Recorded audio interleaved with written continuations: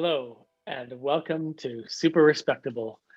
My name is David Lewis, and my faithful and loyal and wonderful co-host is Toshio Rahman. Tosh, what is up? I'm good. I'm good. I'm just joking. Sorry, listeners. No apology needed, really. We had to do another take because my voice cracked in the initial recording. Normally, we have no script. We're just going with the flow, but it was just kind of an appalling start to the whole episode. So let's hope this works out well. I'm good. How are you, Dave? I'm good. As you know, I've returned to the working world recently, so it's been quite an adjustment for me to be on this schedule. But it's good. It's good to have this kind of structure, waking up early. How early are we organizing? It's been I kind of wake up around 6:45, 7:30, that range. It's weird, in these times. I'm sure everyone is used to it by now. It's just you wake up and then your office is, not that far away, so you can kind of wake up, turn on a screen, and just start working right away. Your commute is pretty short. So as I was saying to you before we started recording, I need to have a habit of maybe like go outside, get some fresh air, go for a walk, do some stretches before sitting down, because it's not very healthy just to sit here. Super intelligent of you to say, because I think as beneficial as it is to work remotely, it can be very detrimental in that we could just work all day long if you really wanted to. Like you could just roll over and have no structure. But I think that's smart. I am unfortunately I'm not good with that. I usually just wake up, get a coffee, and sit on my computer, which I should not.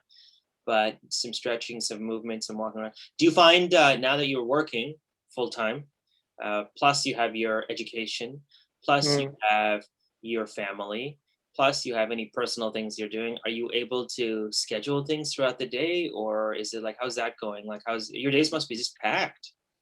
You must be knackered by the time you go to sleep. Knackered. That's British for tired. Oh, I hear it. Uh-oh. Still? Yeah, what's going on? Uh-oh, it's probably the heater. Oh, you go. Hello. Yeah, it's better. So yes, thankfully the place where I work is very nice and flexible. They're not clock watching and making sure you're there at every second of the day. So there's some flexibility around that. But so far, like, the MBA just started back up again, and I'm able to like focus and do things in the evenings and weekends. But I do feel the pressure to like get on top of things so I don't get overwhelmed as time goes on. But it's what I signed up for, so I just got to get on with it. And at the end of the day, I think being busy is probably better than the opposite, right? And yeah, it's better not to think about things too much, so you just be distracted with all sorts of activities. One of my favorite things to do, because I'm weird, is look at like famous people's like schedules, like how they organize their day, like business people. And like I pick and choose things that could work for me. Like I don't like working out at like 4 o'clock in the morning. That's never going to happen. So that's out. That's psychotic. That's psychotic. But if you look at some of these like millionaires, they're like, wake up at 3 o'clock, meditate for 30 minutes, work out for an hour, do my emails, drink my coffee, write in my journal. And I'm like, that's way too many things for me before like 7 or 8 o'clock. So what I try to do is I try to choose like X number of things that I want to get done today. And anything extra is like just like bonus, you know what I mean? Like I feel productive after 3 or 4 things, and then like and then I just try to get good sleep. That's pretty much it. Sleep well and sleep is important. I have seen some of these schedules of these CEOs, executives of big corporations, and it's kind of frightening to see some of these people if that's actually what they do. Like Tim Cook, the CEO of Apple. Yeah. He's a 3 a.m., 4 a.m. wake up guy, and you kind of have to basically have dinner at 6, 7 o'clock, and then go to bed pretty quickly after that in order to get the right amount of sleep. Otherwise, it's insane. Yeah, and one thing I used to think also is that, like, okay, say he does, like, let's say he has dinner at 6 and he goes to sleep at 7 and he wakes up at 3, so that's 8 hours of sleep. Like, if you just shifted it a little bit, you could still get 8 hours of You do the same stuff. like Yeah, why are you doing normal this? human times, right? Normal time. I don't know. They say like morning is like me time or whatever, blah blah blah blah blah.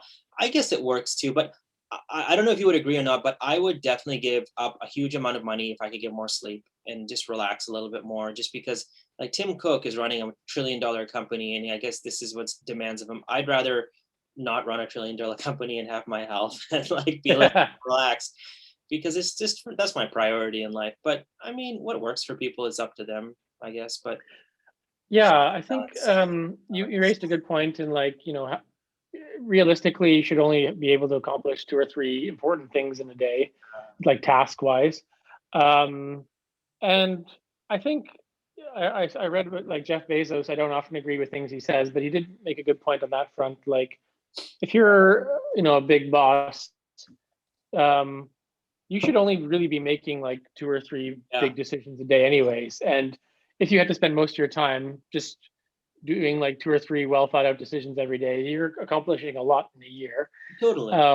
So, like, sometimes there's this cult of productivity and efficiency, and be like, I did this all day long, but are you really actually doing something that's beneficial? I don't know. Totally. To each their own. To each their own. I think I agree with that. I mean, I think Bezos also says that he tries to get most of important stuff done by lunchtime, and then like the rest of it's sort of like, Mm, and then like I read Mark Cuban. He said that he'd rather do 1,000 emails a day than sit in any meetings because it's just a waste of his time, right? So he'd rather just sit. yeah, And I wouldn't want to do 1,000 emails a day, but I'd rather work alone on emails than sit in meetings too. But to each their own. I find the balance for everyone. What works for you, what doesn't work for you. Like Dave, he's sitting on a absolutely. beach right now On a talking, beach. and he just finished work. Wonderful. So Yeah, it's fantastic. fantastic. All right, Dave. Shall we talk about what we want to talk about in our super respectable way? Yeah, let's do it. We are almost reaching the 1 year milestone. This will be episode, I think, 49, I believe. Could be off. Yeah, Uh, I think we should pat ourselves on our backs for such an achievement once we get there. Actually, I yeah, should. yeah. Let's not be too Yeah, premature. let's not get ahead of ourselves, but Yeah, yeah. we'll get there. But Um, Dave's week. Take it away, David. okay, Toshio, I would like to talk about style, fashion, Oh, great. but it's a particular subculture of it. Okay, Okay. And it's so the time, by the way, timeliness is fantastic. My mom just bought a bunch of stuff for me from Costco, and that'll go for like 3 years. So like that's my wonderful. passion. Okay, well, I think I'm on a different end of the spectrum with this episode than Costco, but we'll see. We'll see. Um, so it's a subculture, and subcultures. There's bikers, there's goths, there's skaters. I don't know what that, like, you name it. There's all these different groups within society. But there's subcultures in a country. There's a particular thing which there may not be across other societies. You could pretty much find in the West Yeah. goths or bikers in any European, North American country, I think. Yeah. But in Africa, Okay. in particularly the Democratic Republic of Congo and the Yes. Republic of Congo, there's a particular group called Les Sapeurs. Les Sapeurs. Okay. Have you heard of this? No. I'm gonna Google it though. And I think they're the coolest dudes in the world. They're absolutely awesome. Yeah. And it's a particular unique subculture to those two countries. I think it's kind of spread a little bit around sub-Saharan Africa, but realistically, I think it's focused on these two countries, and in particular, the capital of Republic of Congo, Brazzaville, and right across the water, Kinshasa. That's where it's centered. Okay. And so Les Sapeurs, it's a French term, a French acronym, which you break it down, it's called Société des Ambianceurs et des Personnes Élégantes. Oh. So to kind of translate for our non-French speakers, which I assume is pretty much everybody, Except for the people from the DRC and except for we have maybe 1 or 2 listeners there. I don't know. the French. Yeah. So it's ambianceur is kind of like a very unique term in Francophone Africa, which means people who create an ambiance or atmosphere makers. Yeah. So that's what a sapeur is, and elegant people, personne élégante. So the sap, and yeah, these are very stylish gentlemen and gentlewomen. Yeah. And so a bit of background to it is obviously these countries were colonized by the French and the Belgians. The Belgians were particularly horrible in the DRC. But nonetheless, the kind of colonial era introduced different styles and ways of dressing, which there was like potentially the cultural imperialism, the cultural imbalance that was brought on. Like the people who were sent from Europe were these kind of elite, aristocratic, diplomatic people who wore very fancy clothing from Europe. Yeah. Which not many people in the DRC, well, I don't think it was called DRC back then, but whatever it was, Belgian Congo, hadn't seen before. We're talking, I think, around 1920s. Very kind of elegant clothing, and it created this imbalance. Like we're better than you, and you're these lowly people that were, running the country and doing horrible things to you. And I think the movement of the sapeur kind of originated in the desire to like show up the colonizers and create a kind of at least equal playing field, because at least in the diplomatic households of these colonizers, they would hire local staff, and they kind of took note of what was happening with the style. Yeah. Some of them eventually moved to Brussels and Paris and France and Belgium, and they really got into this world. And they kind of wanted to like take on the style of Europe, and then make it their own, which is to make into colorful, expressive ways of dressing. Which you've been to Africa, I believe. In Africa, yeah. You live in Africa, but you've been to Morocco, which is possibly slightly different style. I don't want to judge too much. I don't know. I think Morocco is not the same. But I'm Googling. I'm looking at what you're speaking of, and like I definitely have some experience interacting with people from like the Congo and that part of the world, and like I can understand the now. So like in sub-Saharan Africa, the kind of local traditional dress is very colorful clothing. Yeah. And what they've done in the DRC and the Republic of Congo, these sapeurs, is they've combined the two. They've turned European clothing and just turn it to another level with the colorful expressiveness of the style. Okay. And it's resulted in Les Sapeurs. And so where do I go from here? Yeah, in just to keep tracing the history, it kind of died down a little bit, but then revived in the post-colonial era when France and Belgium gave up their colonies in the 50s and 60s. There was a lot more movement of peoples into France and Belgium. A bit more wealth creation, agency for the local people to empower themselves and have money, and they would work in Europe and then send money back and start expressing themselves. And then in the 70s, it really became quite a thing. I think the terminology sapeur came about in the 70s. I could be wrong on a lot of these fronts, so I stand to be corrected. Please, listeners, send your hate mail in to the address that we have. But I'm trying my best to give a distilled history here. Sure. Good job so far. And thank you. And in particular, so in Zaire, as it was called in the post-colonial era, there was this dictator, Mobutu Sese Seko. Okay. And he was quite a notorious kleptocrat. So he would just take all the money, all the resources, and become super rich himself. And he was anti-Western. There was the famous Rumble in the Jungle with Muhammad Ali in Kinshasa. But it was a pretty rough regime. He was pretty notorious and not very nice to the local people. Yeah. And he actually outlawed the sapeur. Yeah. because he didn't like Western dress, and the Sapeurs wore suits and bow ties and things. Yeah. So it kind of was pushed underground and possibly moved over more to the Brazzaville side of things while that happened. So it became kind of like a political dynamic. Then he collapsed. He was taken out in the 90s, horrible war there and whatnot. And the Sapeurs was kind of laying low. Yeah.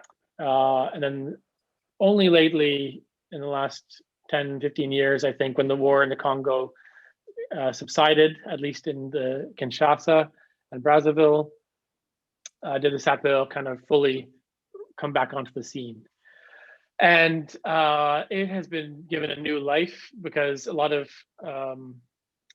Westerners think it's a very cool thing. They send like documentary crews down to photograph them and film them. There was even a very famous Guinness ad that you guys can look up, and they were kind of made famous by this ad that Guinness produced in like 2014 or whatever. Yeah. And ever since, there's been all sorts of little, like, I don't know, any kind of news network that has gone down there and filmed these guys and girls.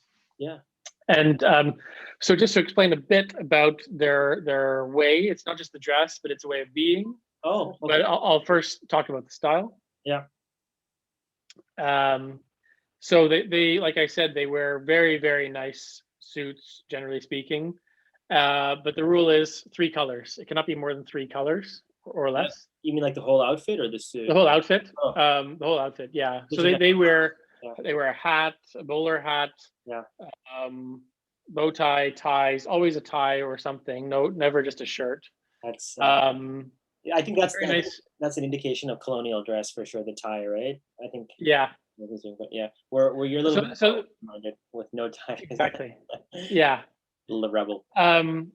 So like you can have a white shirt and then 3 other colors. They don't consider white or black or whatever. Yeah. White, yeah, not a color. So that's a basic one, but they're very colorful, very expressive. You would know them if they're walking down the street. And they make a show of the clothes being very expensive. Yeah. Very like big brand name clothing from France and Italy, the UK, like all the high fashion houses that you would think of, which, each element of the clothing costs a lot of money. It's a lot of money for these people. Yeah. And you would expect maybe that these people come from like the elite or the 1%ers of Kinshasa, Brazzaville, but that's not the case. They're more like working class people. Okay. Who, cab drivers, blue collar workers, but they kind of do it to change their persona. Yeah. And to almost kind of express themselves and feel free and liberated and empowered by dressing this way. Ah, cool. And they're kind of like their own little club.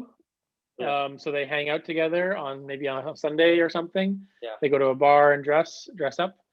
And they're known around the neighborhoods where they walk. And they're, I guess, more around the culture of what they do. Yeah. They're expected to be very peaceful.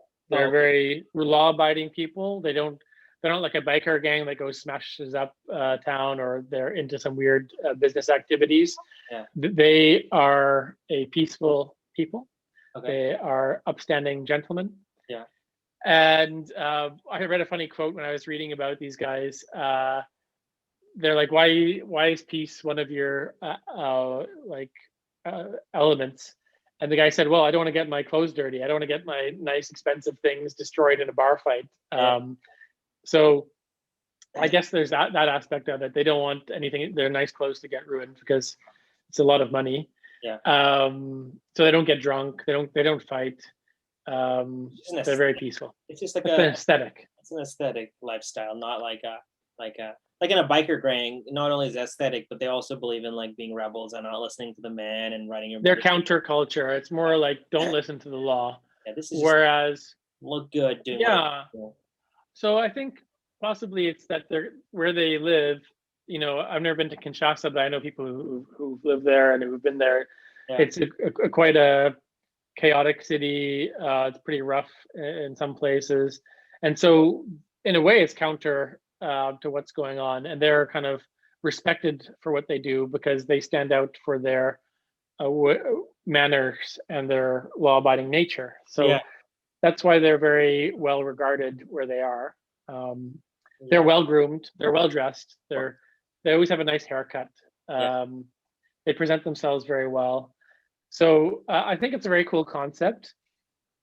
I don't know if you had a chance to look at some pictures while I was blabbing and talking, but it's a very cool way of dressing. Well, how did you come across this topic? Like, what was the impetus like for this? Because it's very unique. Yeah, I saw the Guinness ad a while ago, and I thought that's the coolest thing I've seen in a long time.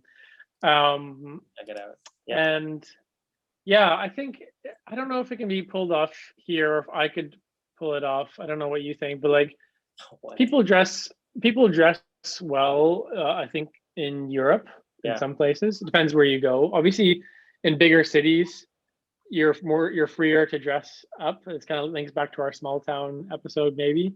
Yeah. You'd be kind of regarded as a bit of a weirdo if you dress in a three-piece suit every day. It's like, why are you doing that? You don't need to do that. But yeah, I think it's a very cool concept to do that. I don't think I could do that. I would feel like I'm dressing in a costume rather than dressing up. Yeah. You feel out of place. But I think it becomes like, I do know people who do dress in a certain way. Maybe you do as well. Like their kind of way they present themselves to the world is through their dress. Yeah. And that's become their brand. Yeah. And you wouldn't question them. You wouldn't be like, oh, Dave, why are you wearing a bow tie today? That's kind of weird. You don't normally do that. Whereas this person, they've made it part of their thing. So Les Sapeurs, and for the ladies, it's Sapeurs. Oh, are there lady Les Sapeurs? They are known as Sapeurs instead of Sapeur. It's the same. I think so. One thing, just on the side, I think for women, it's probably like because women in fashion kind of connect more globally. I think women dress nicer, and they just kind of. I think it's more probably like whereas like we're talking about the guys, which is sort of like, oh, look at them. It would be more kind of familiar for women, right? That would be my. Yeah, I think theory. Guys have it easy in some sense where it's like, what am I going to wear today? Just put trousers and a shirt if you're going to work and whatever. But girls, there's always been a bit more options in what you can do, and that kind of lends itself to more fashion elements being discussed and conversations around that. Whereas for guys, going to the office, most of the time, even now, especially with COVID, I was going to ask, is the suit dead? What do you think about that whole idea? Like, I went shopping recently to try and buy some more business clothes, and I'm like, no, it's just like there's some really good shops here. Yeah, but I've noticed that they've changed what they sell. Yeah. In the last year, it went from they were strictly like suit stores. Yeah. And they would go bankrupt in the last year if that's all they sold. Because who's going to buy a suit in the last year? There's no people couldn't even go to funerals. It's really depressing. Yeah. So if you think about occasions where you would wear a suit, it'd be almost zero for most people. Totally. I think in the last 2 years, I think I've worn a suit twice because I had to go once to the lawyer's office and once to like somewhere else. I don't know. I mean, like I go through phases of fashion. I'm not like a fashionista in any way. I like comfort over fashion. Of course, I don't wear I'm not really into like bright colors and stuff. I'm more into like simple, like dark colors, like blue pants and like black shirts or white shirts. But like a suit though, I don't know. When you wear a nice like fitted suit and like it just looks good and you feel like a superhero. You know what I mean? $1 million, yeah. $1 million. So like I have a couple suits which I really enjoy. I mean, but to be honest, they've just been in the closet for most of the last couple of years because I have nowhere to wear them. But I understand this mentality of looking good, feeling good. But don't you think sometimes you can go like overboard? Like it can become your life. Like some people are so into fashion and their looks and like their appearance and stuff. Like that's like the primary concern, like all the time, and like it can be negative. No, like I'm just talking out loud here because, like I know, you're mentioning like we both. Do you remember our roommate in third year university? He had a friend. We'll keep our roommate nameless, but he had a friend who was well dressed. I forgot the guy's name all the time. And so when he'd come to our place, he was like a bow tie. He was like in a bow tie and a blazer or something like that, or in shorts and t-shirts. Do you remember? Vaguely. Yeah. And like some guys are really into, and that's fair enough. That's their thing, good for them, like and stuff like that. Doesn't really like extra effort that could go elsewhere for me. Yeah, I think I mean I kind of had to do it because as you know, you've known me for a very long time and my sense of dress for a long time was dictated by my limited amount of funds to spend on it Yeah. and my lack of caringness for it. Second, the latter is So I probably get a, yeah, dominating force there, right? dominating first one, yeah. Well, yeah, and I got a lot of secondhand clothing from you and Andrew and various friends, so I felt like a Sure. charity case for a long time. Yeah. But like now that I'm older, I'm like, okay, time for me to buy some stuff, Yeah. and I really appreciate the idea of like don't buy so much stuff, but buy like a few good pieces of clothing, and you feel good wearing them or whatever. Because you 100%. can waste a lot of money like buying crap and just because there's a lot of throwaway clothing stores. Oh, it's fast These fashion. fast fashion things, which are so bad for everything. Um, so yeah, I do think it's kind of good to dress well or in a certain way, but it's can go overboard. Like you can go overboard from two angles. If you're like totally into fast fashion, Yeah, totally. that's odd.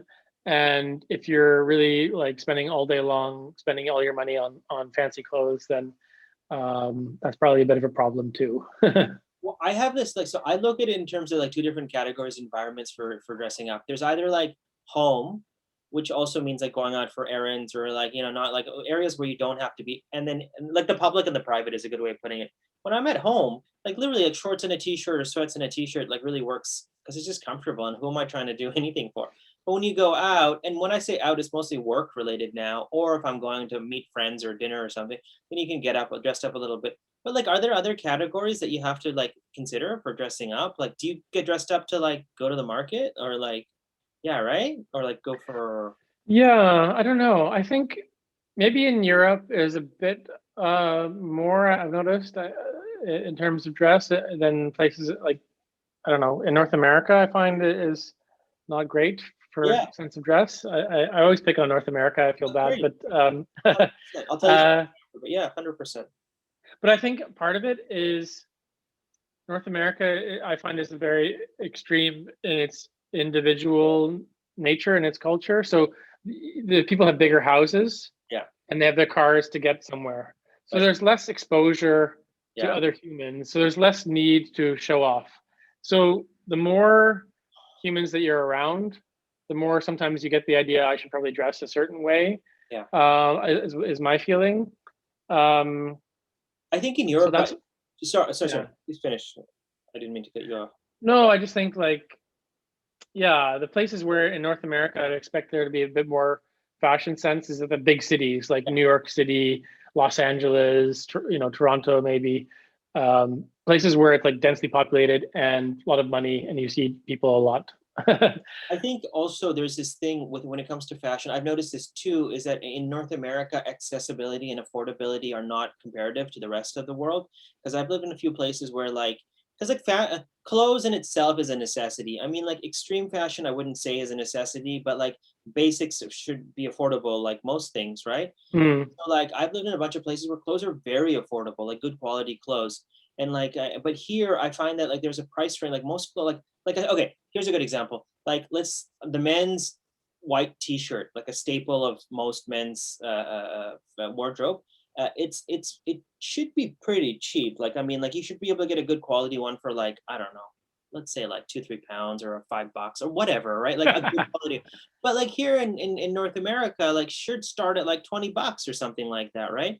And I think it's that culture, like because I think we import a lot of our products and like that idea of fashion really hasn't really developed yet here rather than accept like brands. I think it becomes an issue. When I lived in Turkey, clothes were so affordable, like good quality clothes. There's this brand called LCY Kiki. Do you know that? Like it used to be a French company, but then it was bought out by a Turkish company. And okay. the Turkish people, they love promoting their own brand. So like you go there, you say you dropped 100 Canadian dollars, you could get like an outfit, like you could get like enough clothes for like half a year or a year because it was so affordable and good quality. And then because of that, I think like people started dressing nice as well. So like anywhere you'd walk in Istanbul, people would have like they thought about what they were wearing before they went out. And it's so funny when we moved here, my wife noticed And I noticed that people kind of dressed homeless, like, Yeah, you know, yeah. and it could be specific to the city I'm in because it's a very outdoor city. But like, you had people who were like really just dressing up in hiking clothes all day long, like shorts and hiking boots and like a cap and like a yellow jacket, like no consideration for their clothes, and it didn't work. Vancouver is particularly like Vancouver, I find is pretty well dressed as a city in relative terms Yeah, to places I've been in Canada. But like I found the aesthetic is like we're gonna go hiking, but we're not actually hiking. We just have to be yeah, dressed for it every day. yeah. Or I'm about to do a yoga class, so Yeah. always wearing like Lululemon and holding a Starbucks coffee or something. Yeah. Oh, and yeah, that sort of like athletic look. And the Yeah. only other place I've been to where it's like that extreme is in Norway, Yeah. where it's close. It's similar. It's close to the mountains. Oh, Like the feel of like we're a healthy, active society. yeah. And I think Vancouver has that vibe. Um, Ottawa, when I and lived in Ottawa, and I was working, it was because it was like a government town. Everyone was like, dress shirt, button, no tie, dress pants, and going there. And now, like, you got a lot of young people, I think, starting to enter the workforce, so they're starting to bring a little bit of fashion influence from there. There it is, like, they'll have tighter pants maybe, or skinny jeans, no yeah, socks, with but like, it'll change. Like they'll fall apart once they realize they've got a lifelong pension and they don't need to impress anybody and uh, all these things. So I think Ottawa, yeah, Ottawa is sometimes fashion challenged. But I think, yeah, you're right. Like part of it is, I think a big part of it is the government. Um, it doesn't lend itself to like when you're in a competitive environment, I find there's like personalities that are trying to out impress each other. hold on, and they do that. Maybe that, Yeah, and they do that through dress. through And you dress. don't necessarily see that as much through the government. That's just my outside impression, having never worked in the government. Yeah, Um, but then, yeah, there's Shopify now, but that's more like software developers who wear jeans and a hoodie. yeah, As far as I know, they're yeah, not known for their fashion yeah. I sense. I sometimes, mean, yeah. I mean, sometimes I'd like to be more considerate of my fashion choice. Not a top priority for me in life, but I think I kind of understand basics and like, I mean, you don't have to spend lots of money and have lots of clothes to just look okay. But it's no, no, but you said something that was so important, which I think it just comes with age, is that it's better to have good quality items, but fewer of them, as opposed to lots of like crap items. Because the stuff that you buy from blah blah blah and blah blah blah, like it won't last you. It'll like the threads will start coming out. It'll start getting smaller. Holes will come in. yeah. So like yeah, like it's good to have fewer items but good quality and just take care of them and they'll last a lifetime if you can And that's what I've realized is like I've wasted so much money on like, so for much. example, jeans. I was like, oh, I need to find some jeans that are cool and fit. And I bought some of these like, yeah, ones where the fit is just weird. And I thought like, why are jeans so hard to get right? And then I went to Levi's finally. Should have gone there first, Yeah, and they fit they last perfectly, forever, right? and they last forever. So like you're meant to basically not wash or do not wash them that often, just Yeah, mold to um, and you spend a bit more money on something, and take it to tailor, get it fixed up a little bit, and then it's good. So I think that's the way to go. It yeah. took me a long time to realize that. Well, I mean, yeah, I guess that too. Actually, we were just talking about that the other day. That here in North America, tailor culture isn't as prevalent as it is in other parts of the world. Like Yeah, in Morocco, where my wife is from, you can get things tailored very easily because they're all over. Like they're in your neighborhood. In Bangladesh, same. So sometimes my mom, my wife, and my sister will talk about just getting materials or getting things they like, but then getting it adjusted to their to their fit. Whereas mm, I think like I'm just gonna buy it and wear it and like not get like why I in my mind I don't even think about getting it tailored. But I guess if it's important to you, you can definitely have that option of course, and you should because you bought it, right? You should be comfortable in it. But yeah. yeah, So like, yeah, go ahead. no, sorry, go ahead. I think your line of thought is probably more relevant than what I was gonna say something completely different. No, so like back to these like Yeah, sapeurs. I mean, they have a cool way of doing it. It's they want to dress. They don't always want to wear the same clothes all the time, but it's so expensive. So a lot of their way of dealing with that expense is they kind of share some of the clothing, or there's hand-me-downs from generations. So there's like I've read interviews with these guys where it's like my grandfather was a Sepa, my father was one, now I'm one, and I inherit some of the clothing. Yeah. Um, and I've seen some cool concepts lately where there's like clothing rental services Really? where you would expect that more for like a tuxedo for graduation or wedding or something. Like, But like now it's more to make like really cool, expensive clothing accessible yeah. to people because I find I don't buy much stuff online, No. and I really don't buy clothing online, but I know people who do. Yeah. And the way of returning is so weird. It's like you buy it, you try it, doesn't fit, send it back. Yeah. Like this, you're just Psych. over and over again. Yeah. Um, and that's kind of quite wasteful in the sense that the packaging gets thrown away, and you have to do all this back and forth.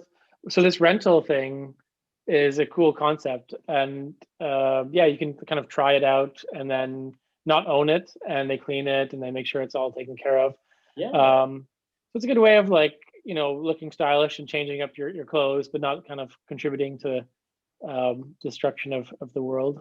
Yeah, that's I've only rented clothes once and it was for like someone's wedding and like because you had to go through them for like the time, Yeah, whatever, right? But I would do it. I mean, if this was something of interest to me and I couldn't afford it, and I mean it's not renting underwear or something like that, but it's like some outer. out, that's yeah, you could do it that way. I mean, I mean, you mentioned going through generations. I've heard of people like because I think when people pass, like some people just throw out like a bunch, like I mean, underwears and like undershirts and stuff. I think are pretty easy to replace. Like I don't think you need to like inherit them. That's okay. Yeah, But I've heard of people like like if your dad or grandfather had a suit and stuff, and it was like in the family or it was like well tailored, and then like you liked it, you could take it. It's kind of like an heirloom going through. I understand that, and like keeping things like that. So like it's like a collection, right? People like collect clothes, and they'll I think more yeah, than men, but it's happening. And then for men, like I think it's really cool. For me, I'm not like the one thing about like I would never be a Les Sapeurs just because I'm not like I don't really like colors like a lot in dress and like showing standing out. I'm more like a classic traditional like hmm. old type of guy. Like I'm not like a bow tie guy. I don't know about you. I don't know what your No, I think everyone would just laugh at me if I tried any of these looks. These guys can pull it off because I'll send some videos around. yeah One thing they do very well is they seem to have this kind of Sapa walk or dance. yeah And it's like this, like I said, this persona they change into. They're not always like this, yeah. but when they all get together, they do this cool kind of dance off where Should send the it's video. That's cool. it's structured around showing the brand. So they do like Oh a walk, yeah and then they pause and like stamp their feet, and then they lift up their trouser to show like the shoes that they have and the socks, and then they open their like suit jacket to show on the inside it says this is the brand that we have, yeah. and it's always like top of the top. So it's this really cool kind of dance off that these guys have. But do you think? So Do you think because like okay, so the French and the and the Belgians, yeah, Belgians, in colonize, but they're you in my opinion, like they're probably a little bit more conservative European, like Northern European conservative. I'm assuming with their dress. So like they probably brought like the suits and the bow ties and everything, but maybe the colors came from like DRC and like their Zaire, like their countries. What do you think? Like, do you think that's a good theory? They combine the two because would you see people like this in France? Like, I mean, traditional people, not like no, no. yeah, right? I think kind of one of the looks that they've captured is of an era. It's kind of 1920s, 1930s, Okay. like boom era clothing, Great Top Gatsby hats. type of Yeah, look. yeah, Yeah. yeah, yeah. And the color aspect, I'm not so sure. Yeah, I I think guess they it's get them cultural. specially tailored, and it's cultural in that Because sense. I And they've have really made it in their own style. my theory, and I can't prove this, is that I have met people from certain African countries who, in their traditional garb, are very colorful. Like, anyways, like so they would be the similar colors we're speaking of now, but in traditional clothing, and they look amazing. The clothes look really like nice, and like it's more like they're expressing themselves. Maybe it's a combination of that plus the traditional colonial 20s dress of France and Belgium put together, sort of. That's exactly it. Yeah, it's a Yeah, hybrid. yeah. it's a hybrid Um, of things, but yeah, it looks cool. But like, I'm a little confused. Claire, is Les Sapeurs like a role they take on and they do things, or is it just like they live their lives, but it's just the way they express them? Like they'll go to work dressed like this, or they'll just walk around town like this? from what I understand, no. I No. mean, some of them are cab drivers, like I said, Oh, okay. It's like a hobby. working regular jobs, Yeah. and then like when work's over and they Oh, want okay. to let off some steam, Yeah. and they get changed. I understand, at least it's like maybe on a Friday night or a Sunday they Totally. get together, or they go to the market and they show off, and Oh, I get they get kind of a boost. From what I understand, yeah. you know, life in these cities is hard and challenging and can grind you down. It's very stressful cities, very like you have to be a hustle, like constantly working, because there's not a I've been to Lagos, I've been to Libreville, and I imagine it's kind of the same vibe, Yeah. especially Lagos. Lagos is like you need to work nonstop because there's not really a social safety net like there is in the Netherlands. Like if you are struggling with your health, or you have like some sort of addiction problems, you're kind of on your own in these cities. Yeah. So it's tough for people. They need to be working constantly to make money if they don't have like family money or something. Yeah. So some of these people, I don't know whether you could say it's a criticism of them, because this is their outlet. They don't drink too much. They don't gamble, as far as I know, or do all these horrible like addictions necessarily. But where they put their hard-earned money is in their clothing, and it's their way to kind of escape and let loose. Okay, I get it. Uh, Like, that's their kind of outlet, as far as I can gather. But maybe there's like a negative, like you can criticize them and say, well, hey, you could have given that money for your children and their upbringing, or hey, you could have had some nicer food with your family. But their I money. think it's kind of like what we said. It's, you know, they save up once or twice a year for one like nice bit of clothing, and then Yeah. after like a 15, 20, 30-year career, you Yeah. build a pretty nice wardrobe for yourself, and Yeah. then you share it with your friends, and boom, you're a super well dressed dude.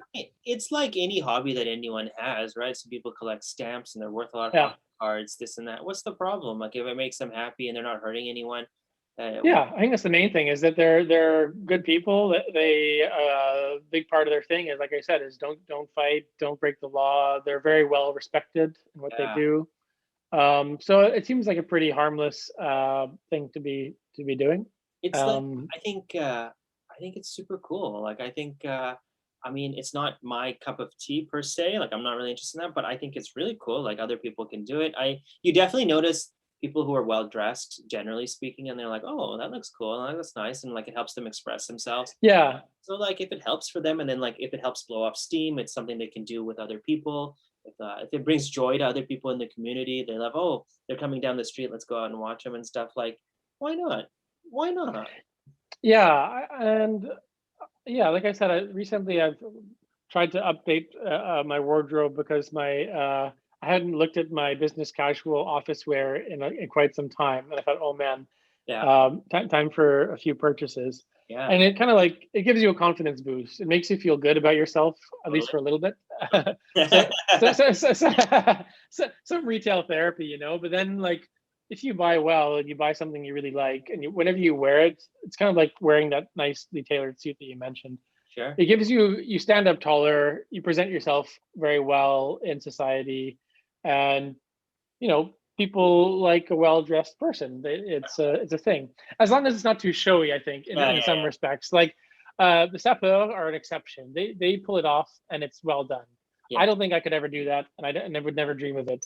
But I think we could find our niche and find your own. Everyone has their own little style, I like. and try and make it your own. Yeah, I like people being able to express themselves in different styles, whether it be like Les Sapeurs or even like biker gangs, or like Yeah, sure. people who are hipsters now. Like, it's like you're giving yourself attention and you're expressing yourself. I think that's super cool. I mean, like, within limits and stuff. I'm not a big fan of these people who like don't wear anything and they go out and stuff like that. I think like that makes no sense to me. But Yeah. I mean, be respectable and like reasonable, but like I totally think you should express yourselves with fashion and stuff. What's the fashion in the Netherlands like? What are Dutch people like in fashion? Is it a big thing? Is it not a big thing? Are they Like, are they Yeah, I mean, people? it's not overly formal in the offices. Okay. Um, but there are some very nice clothing stores here, I have to say. I think people are pretty well dressed. There's a pretty good high standard, I think, here. Um, very nice shoe stores. It's quite a nice Dutch thing. And yeah, I think it's like a nice combination of like some English style, Northern European Huh? conservative style, Yeah. but yeah, it's pretty nice, I think. Have you? It's not like, you know, in Europe, people sort of think for fashion, Italians Yeah. is like the country for Italian fashion, French fashion. I don't know what else you would think of in terms of countries, because the big fashion houses that everyone can kind of name come from those two countries. Yeah. Um, I I like, if you ever go to like the UK. Actually, I saw this really cool article. I'll send it to you if I can find it, about like the different styles of suits, men's suits from different mm, Europe, and in Britain how they're a little bit more conservative. In France, they take more risks or something like that. But I know the British are really like well known for like well tailored suits from like Savile Row or whatever. yeah, yeah. And so it's pricey. Like that's not my price point, but like you can, if you get like, I think when you get like a piece of clothing that like fits well, it feels good, like you just it's just like nice on your body and you like how it looks, like material, and like it's pretty much been made to your body per se. It's just like you feel like $1 million, right? Like you feel like, yeah, that's it. Yeah, I have to say, so I kind of lost my mind. I lost the plot a little bit when I went on holiday into Italy last month. Yeah. Feels so long ago now. But there's a men's clothing store in Venice that I went to, and it's amazing. It's this small little boutique store, Yeah. and most of the shops in Venice, there's a lot of tourist stuff, but this one is really, really cool. And what was really nice about it is the shop assistant. And I don't know what your experience is like. Sometimes I don't want people to talk to me in the shop. They Yeah. go, "Hey, how's it going? Can I help with anything?" I know they're just doing their job, but sometimes I just want to walk around and see stuff without being bothered, and I'll approach them and say, "Hey, da da da." Totally. I really don't like being followed around a store and that sort of thing. Yeah. But this place I went to was so small that you couldn't avoid it. Yeah. And this guy was a great salesman, I have to say. I ended up buying like five, like five things, and I was like, "This is the most amount of clothing I've ever bought in one go, the most amount of money I've spent in one go." But the guy was amazing. Like by the end of it, I was wearing uh, new shoes. I had trousers, shirt, jacket, uh, like blazer, jacket, scarf. It was totally over the top. You did a And whole but makeover. but the guy was really good at finding things that matched and fit. And of course, he was doing a sales job, but he was actually so enthusiastic and like smart in his job and knew how to dress that I was like, I believe this. But my only question was, am I going to walk out of here and then arrive, home and think, what have I done? I just bought Yeah. this like sapeur costume. Yeah. Did But you keep everything? I didn't buy the scarf. I'll send you the picture afterwards. The scarf was the one thing where it was like over the top. Over the top. It was too much. Yeah. I couldn't see myself in that. But like because of his personality, he had a way about him, Yeah. which I would expect or kind of see someone in that style, and I would never go. You try not to judge people. Yeah. But I'd be like, that fits you. You would carry yourself in such a way, and there's Italians in their sense of style. Yeah. I'd be like, boom, you're looking Italian in what you're wearing. What I wouldn't feel comfortable in that. I wouldn't be able to walk around and feel at ease in some of that stuff. Yeah, I think like especially in business and stuff, if you're well dressed, then there's like other people feel confident and they feel like a client. Like in your business, when you meet with your clients and stuff like that, I think like there's like a sense of like knowledge and wisdom, and like some people Yeah. give a lot of attention to how you present yourself. And like, by the way, we should mention, like, you don't have to spend tons of money, and like, you could do something nice with the wardrobes you have now. But I think it's about presentation, right? And like making sure you're groomed and like you're well spoken, mannerful. Because you can have nice clothes on but still be horrible. Like it doesn't mean anything. You got to find that balance. But you just said something. I wonder if they have like Les Sapeurs stores, like for like targeted specifically for these communities, and like They do. yeah. They have like should go. I mean, there, I don't think it's called the Sapeurs store, but there's like Yeah, some yeah, pretty nice places in Brazzaville and Kinshasa where you can buy the latest fashions. yeah. But a lot of them, I think, what happens is there's such an expat community of Congolese in Belgium, France, and all the rest of it.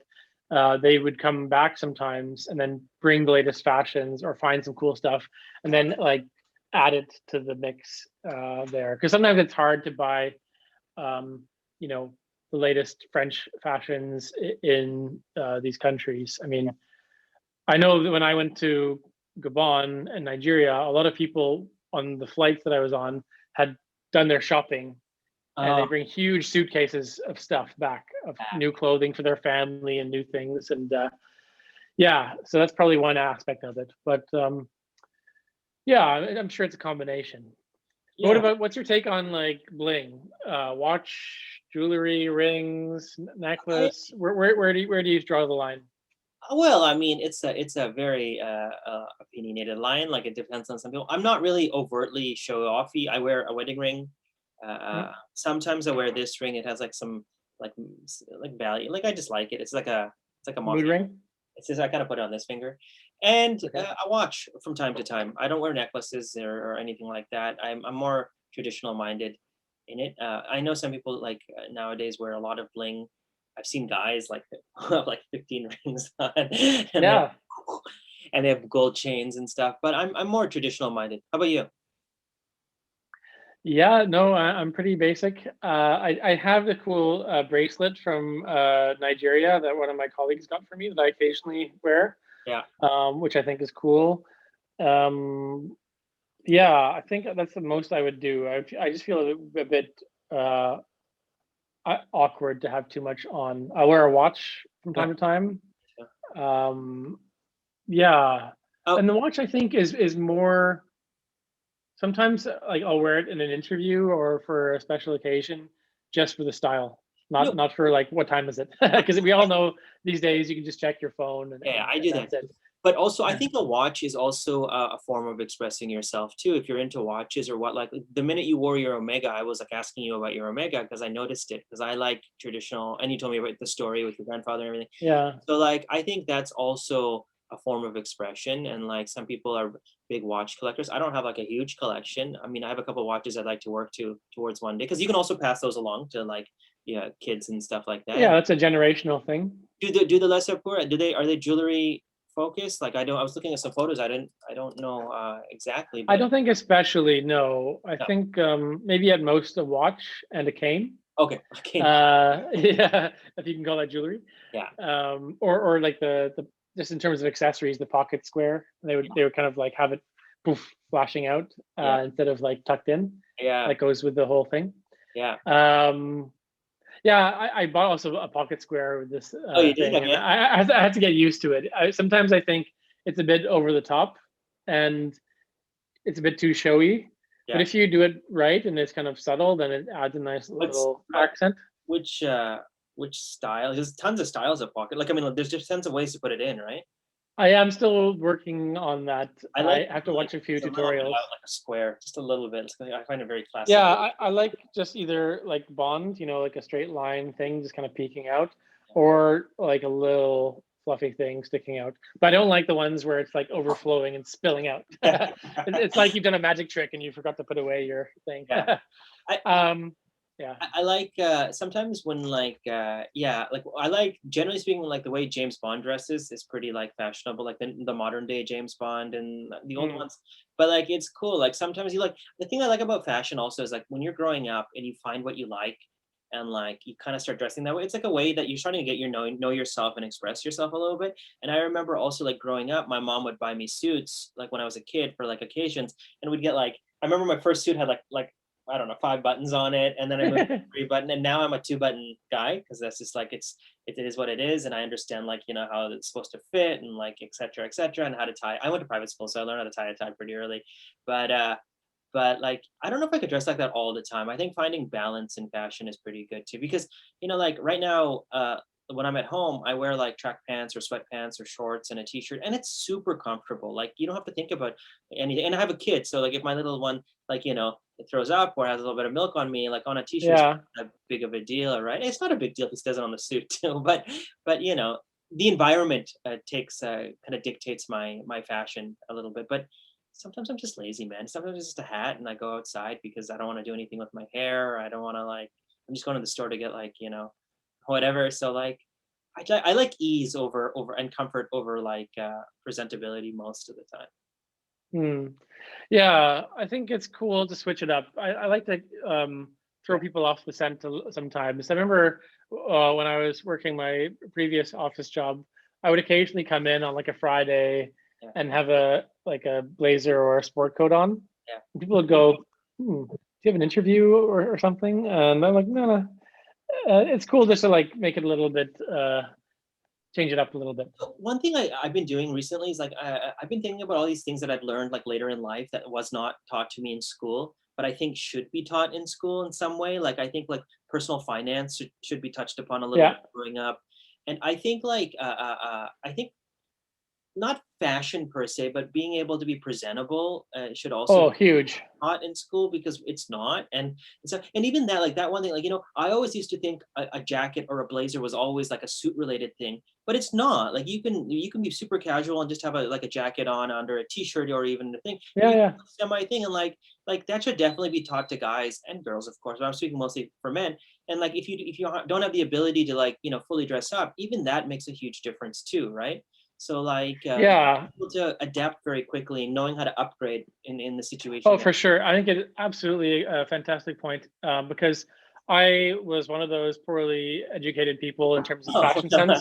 Like yeah. my first No office excuse job, for and these then aspects. Yeah. no, I had no idea because my dad's a doctor, and they don't wear like suits to the office, Yeah. and didn't have any kind of.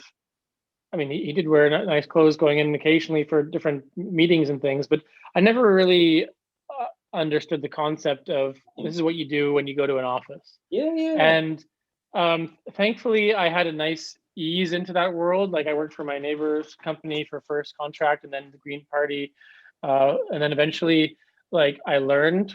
Yeah. Uh, but like, I kind of had to have people tell me, like, you should kind of wear some some business clothes Yeah. because otherwise I would have just kept going and wearing shorts and a t-shirt or jeans and whatever I was Yeah, wearing and not even think about it. I just thought, oh, I'm just moving from school now transitioning to work, totally. and didn't think anything of it.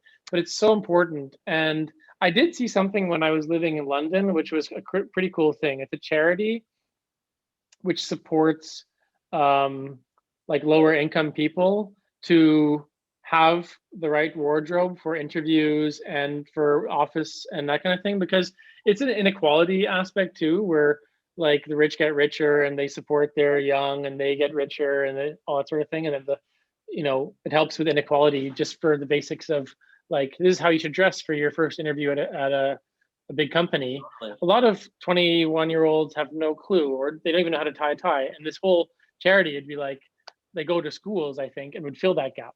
Yeah. And I think it's a great concept. Because Fantastic. I still struggle to do a tie, and I watch a YouTube video now and then to be like, Yeah. oh, this is the way you do it. And these basic things of life, sometimes it's taught through family or whatnot, but Yeah. most people don't.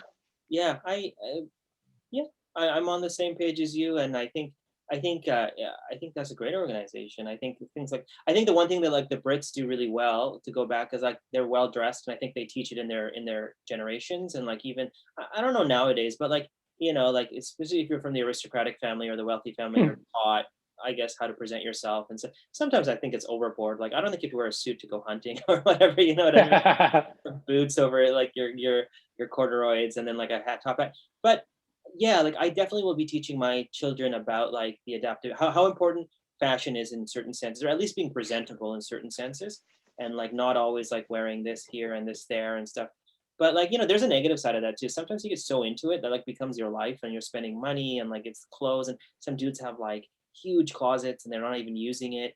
Um, Yeah, they end up being a bit narcissistic, always checking themselves in the always in the checking themselves. mirror, and So I think you got to find that balance, find how you want to express yourself. I think it's cool that as you grow up, you can go. Did you go through different phases with fashion? Did you ever go through like a hoodie phase or like a baggy phase or like a wrap? Yeah, I mean, mm, I just went through like poorly fitting clothes phase. I Yeah. was pretty much pretty basic all throughout.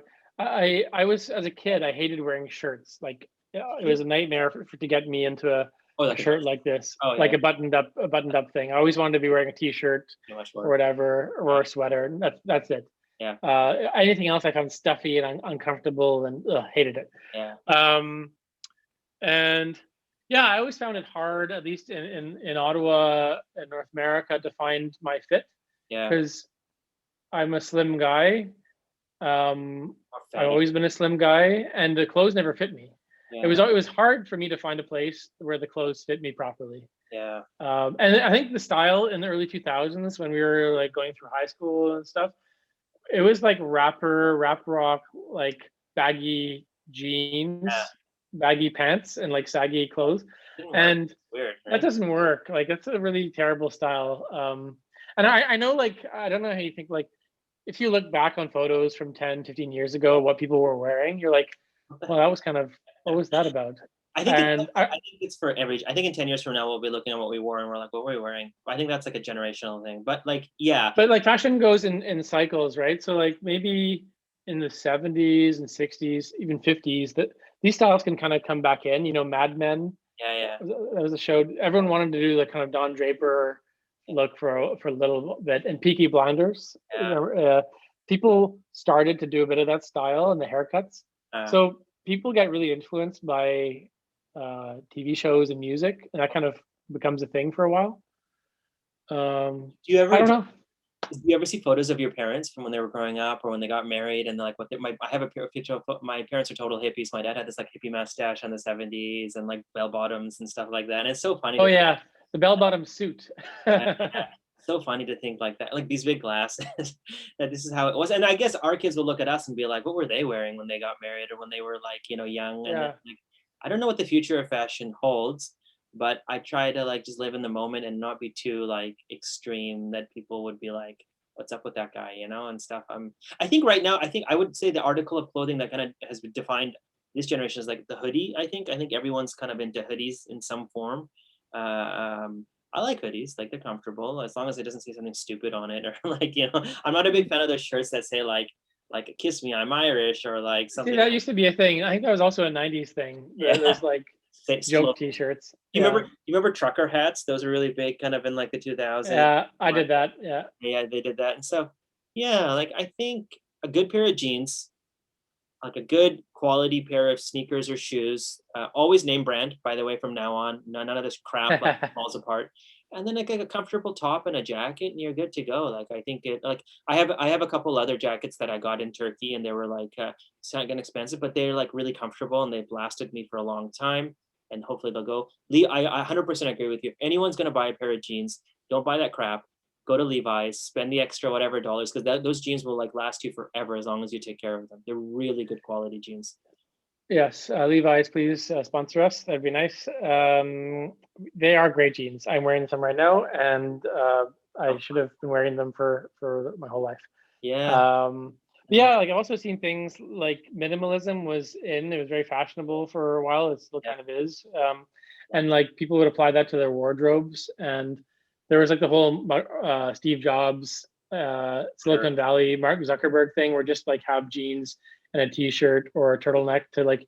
The whole idea is simplify the amount of decisions you have to make in life, so you don't have to think, "What am I wearing today?" Yeah, But I think there's extremes. Like that's maybe a bit too far. yeah. That's But the I also understand the concept though of like just keep it simple. yeah. I mean, like that goes back to like the CEO discussion we were having at the beginning of like waking up and having 15,000 things to do. So like they think, I mean, I don't know about Steve Jobs's wardrobe details. I do know like those jeans in a bucket, but Mark Zuckerberg's one, I actually read this really interesting article that it's not as simple as it looks. It's very pricey clothing. Like it looks like crap, but like the shirt's like $500, the hoodie's like $1,000, the jeans are like custom made or whatever. You know what I mean? So it's deceiving. It's not as it appears. So like when you have billions of dollars, like, he just, let's say he bought like 50 of these shirts and 20 of these shirts and he just puts them on and stuff like that. So like, Yeah, I don't know. But then on the other hand, by the way, that his business doesn't require him to dress in a specific way. But if you look at like some of these guys who own like the fashion brands like the Versace's and the Tommy Hilfiger, they're always like super well dressed because that's their job, right? Sometimes like I saw a picture Yeah. of, like Versace the other day, this dude, and he's got like a white glove on or something. Like I don't know what the glove is, but like like that's his job and that's his business. So like, But also, yeah, yeah, like I think part of it is it's like there's a difference between the people who are like ultra super wealthy yeah, and the ones slightly below where it's like new money in a sense. yeah. Because you think about Warren Buffett and Bill Gates and how they dress, it's kind of frumpy, like weird, Maybe old man clothing in a way.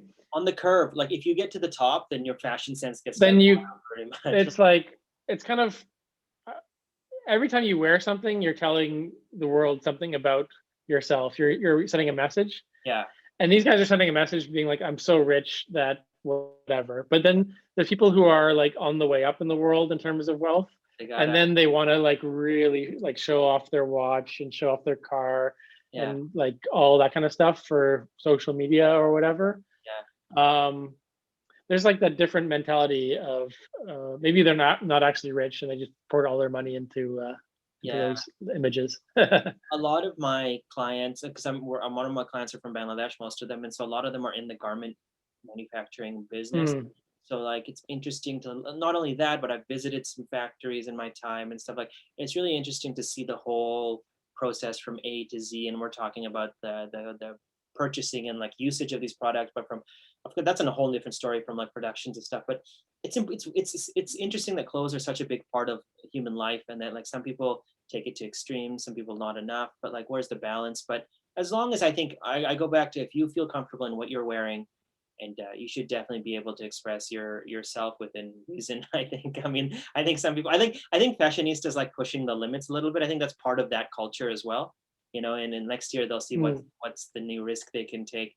But at the end of the day, I mean, like clothes have a different like have a primal function of protecting us from the environment, and then like of course you can look good, but like I always joke with my friends that like whenever you see these fashion shows and these runway shows on TV or like you're scrolling through, at the end of the day they pretty much made every clothes necessary. Now they're just trying to modify it to like sell it more, right? Like it's not like Tommy Yeah, Hilfiger's pants from 2021 were different from like Versace's pants from 1975. Like they're still the same thing, it's just they're coming up with weird new ideas just to be more business oriented, right? So but I was thinking about this, and it's probably an easy answer, maybe a stupid question, but like because it's so known how to make a pair of jeans, yeah, why is it that Levi's is so much better?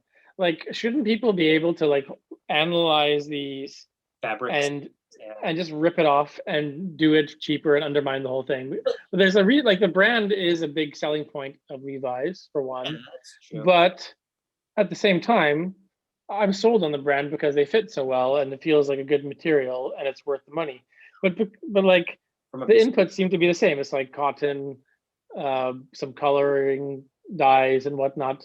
What's making it so different? so I'm not an expert on garment industry, but my assumption by observing it is that I think most brand names who are competing in the garment fields are probably competing in North America and Europe. I'm pretty sure that's their primary markets because, as you know, once you travel to third world countries or second world countries, knockoffs are left, right, and center, right? They're so Yeah, yeah, it's not like you can find like a Levi's store here that does knockoffs. You'll find the original Levi's store. But in other parts of the world, it's so prevalent that I would actually argue that the knockoffs probably outnumber the originals in a lot of. mm, That's why whenever I travel somewhere, I see like I'll travel to like Vietnam and everyone's wearing like Versace or like yeah, Louis Vuitton or whatever, yeah, Louis Vuitton or whatever, like yeah. Adibas. ideas. So I think in a way they're starting to knock things off and it's accessible. But like the idea of knocking something off to its original point, I think then the price point would just be too expensive. Like that's why a pair of Levi's costs like 150 bucks or 200 bucks is because of the product and the name and where they're being built. Yeah, Plus inflation and of course, but like how many people are actually buying original Levi's outside of North America and Europe, right? yeah. That's a good point. I suppose I was shocked by that. By the way, like when I went to Hong Kong, Yeah, um, everywhere. the amount I went to this part of Hong Kong where it was a full-on big shopping street, Yeah. and there was a big store. I was like, "Oh, there's so many Adidas, Nike stores along here," and my friend's like, Fix. "They're fake. They're all fake." And I couldn't believe that there was a full-on retail experience of fake And the stuff. and the fakes are getting better and better and better. And like I This is what remember, I'm saying, though. Like, they're so close to being. but I'm sure they're half the price or if not more, right? They found a way to like they have to like find a weaker like a weaker product. Stuff like if you're going to cut costs, there's something either child But labor. like, but this is the thing, though.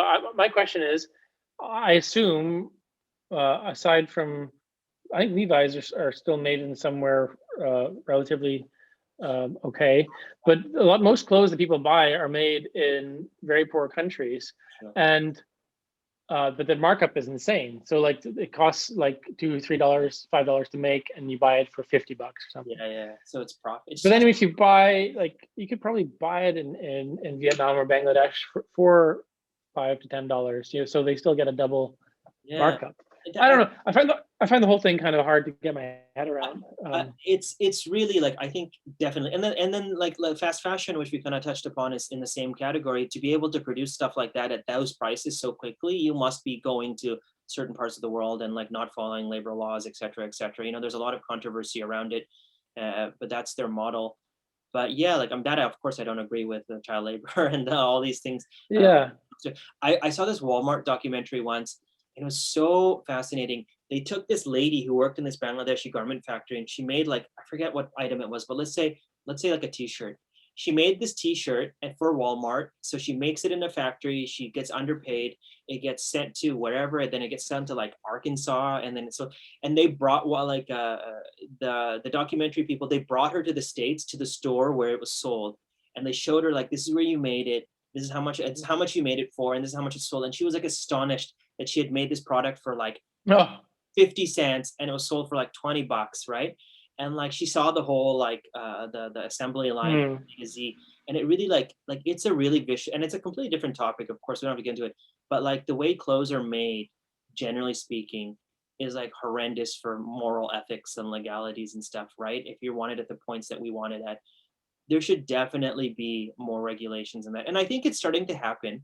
But like, in our countries and in like Europe and North America, like certain brands, like you'll pay anything for them. Levi's, Nike, Adidas, like Hmm. it's like sometimes like how far can you go up in the scale before you get, now more companies are coming out that are more ethical, which is great. But that also corresponds with its price points, right? Like clothes that are like really like non-labor child labor oriented or whatever, like the shirt will be like $50, you know what I'm talking about, as opposed to $5 and stuff like that. And it's growing. Yeah. I hope it gets better. But a lot of these countries, they're like the economies are based on that. Like Bangladesh is based on cheap labor. Vietnam is based on cheap labor. And if they don't compete, then China will, right? Like that's just how it is. Yeah. I'm It's not a tough agreeing. one. Yeah. It's really hard to um, get right because obviously it was a huge thing in I think it really kicked off in the 90s. This anti Nike, anti slave labor, child labor in the supply chains of these big fashion companies because they found really bad working practices.